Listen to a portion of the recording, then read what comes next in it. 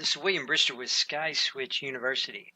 And in this session, we want to talk about E911 services on SkySwitch.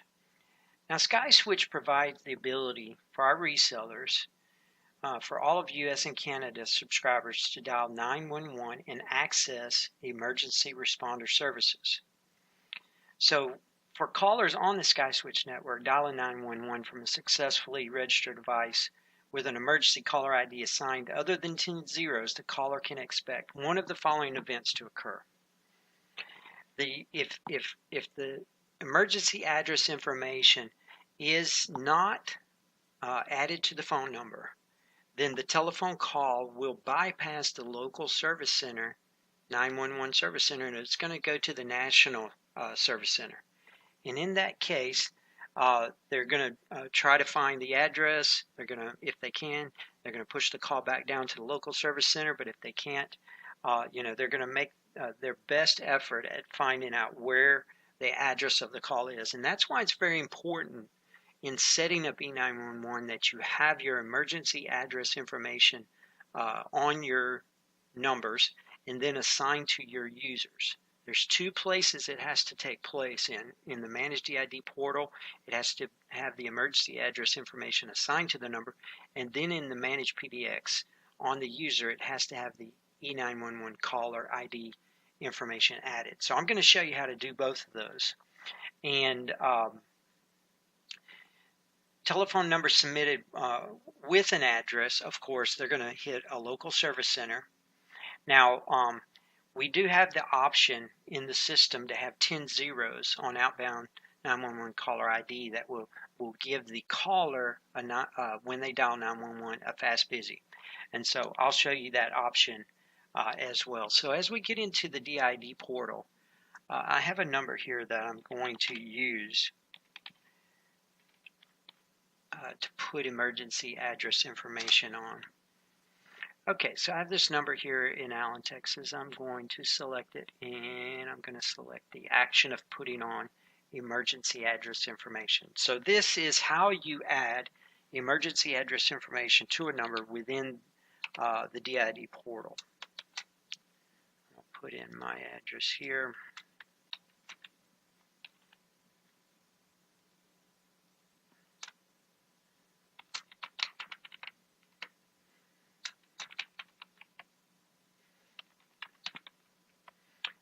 This correct, the state, and now I'm going to validate the information. So what this is doing, it's validating the address information with the 911 system. So we will we'll get a success here momentarily. Okay, so we see address validated successfully. So now I will apply that emergency address information to that number.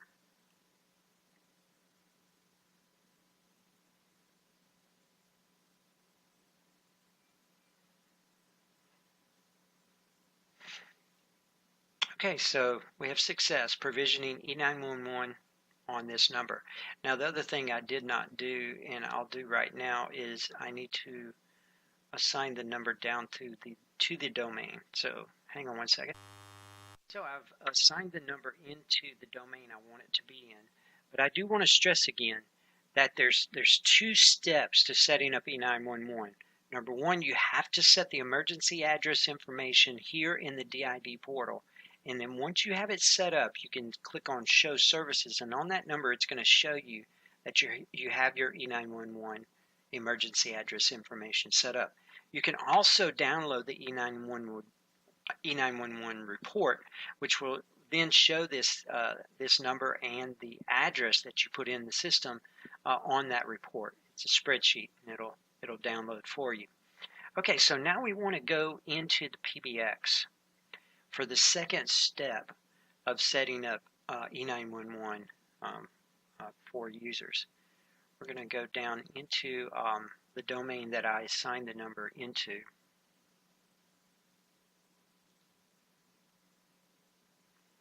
Okay, so I have that number in the inventory of this domain. Here it is, 5216673. I just left it available.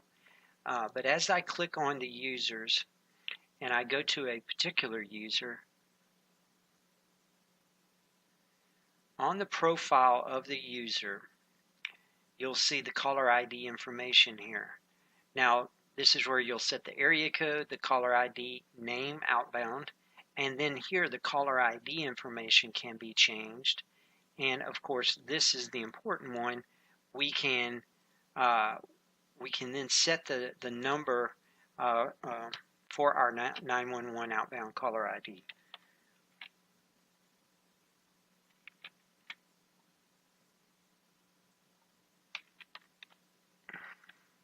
Okay, so once it is set here, then when this user dials 911 from a registered device on his user, on his extension, then the correct outbound emergency address information will be sent. Now, if you had 10 zeros here, which you could put in at the default domain level and have it inherited down to the user when you create a user, if you had 10 zeros here and this user tried to dial 911, they would get a fast busy. So it's a way of blocking 911 calls. Now, let me specify, and this is very important, if we add in a number here for 911 caller ID information, and it does not have the emergency address information added to it in the DID portal, then that call is going to bypass the local service center. It's going to go to the national service center because it does not have an emergency address information applied, and that's going to be a $150 charge. So I just want to stress, and that's why that's one of the reasons why it's important for a reseller to understand this. The other reason is we're dealing with 911. We're dealing with customers that are going to be calling 911 when there is an emergency, and they're expecting, of course, to receive responder help. So it's very important to get this correct.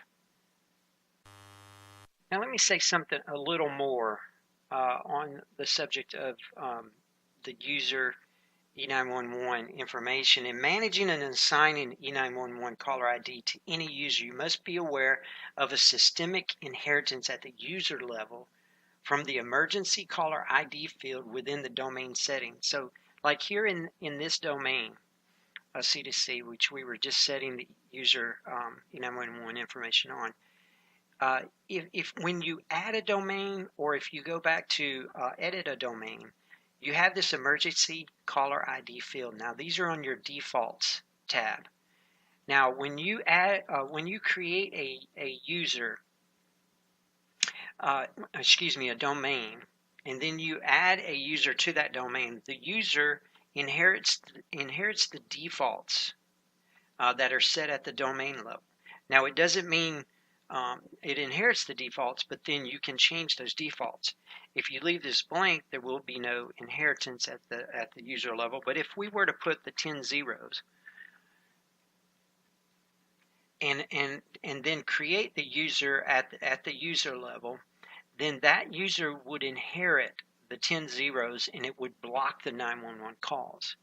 So the best practice, one of the best practices is that if you don't know what number you're going to use, you're going to create the domain, you're going to start creating users, but you don't know what number is going to be used for outbound emergency 911 caller ID, then you may put 10 zeros in here and let the users inherit the 10 zeros, but then know that you need to add in the emergency caller ID information later.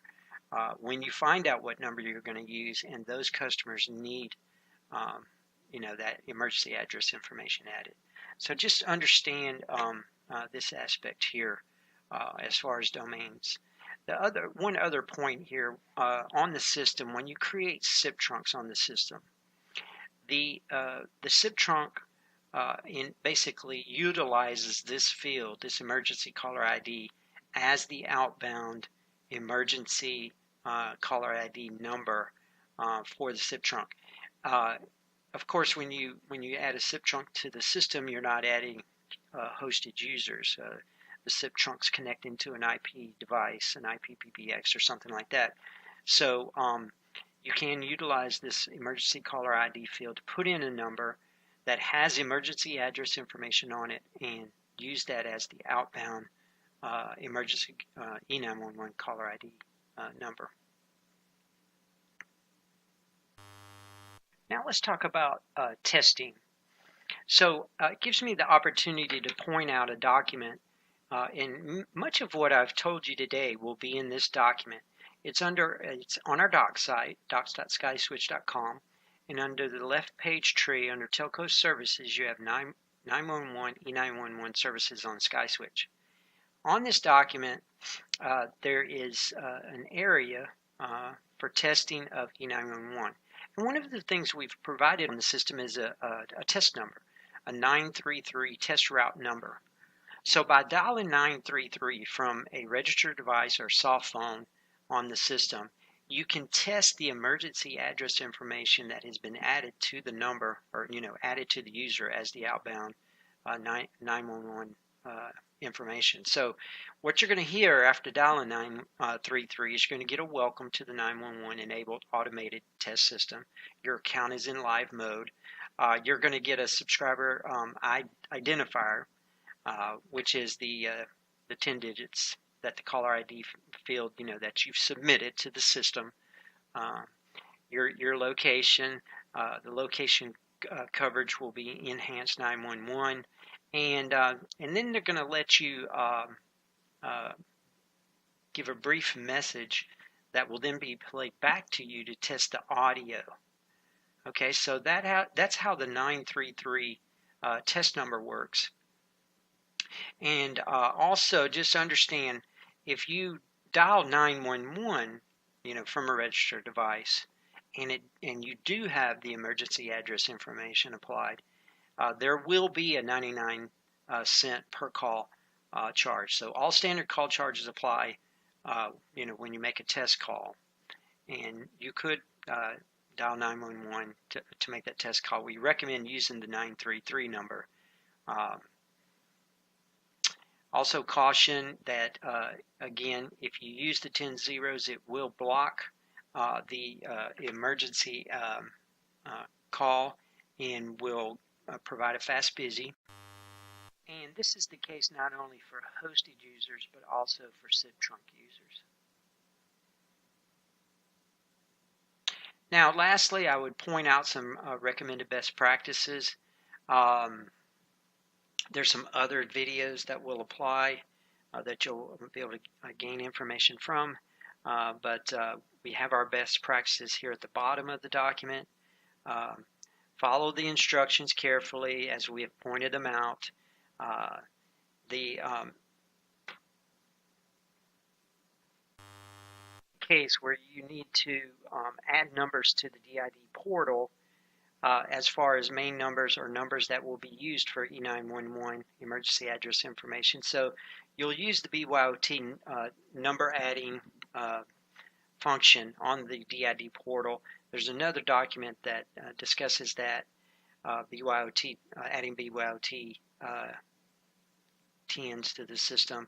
Again, we've mentioned the SIP trunk, that is the emergency caller ID field on the domain that applies the E911 information on a SIP trunk. And lastly, assignment of a new construction or temporary address. In some cases, you'll get an error in the DID portal when adding an address, and it's because the address is a new construction or a temporary address.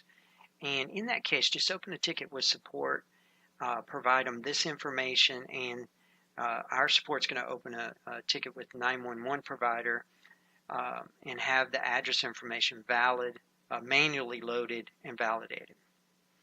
Okay, great. This is handling E911 information. Again, here's the beginning of the document.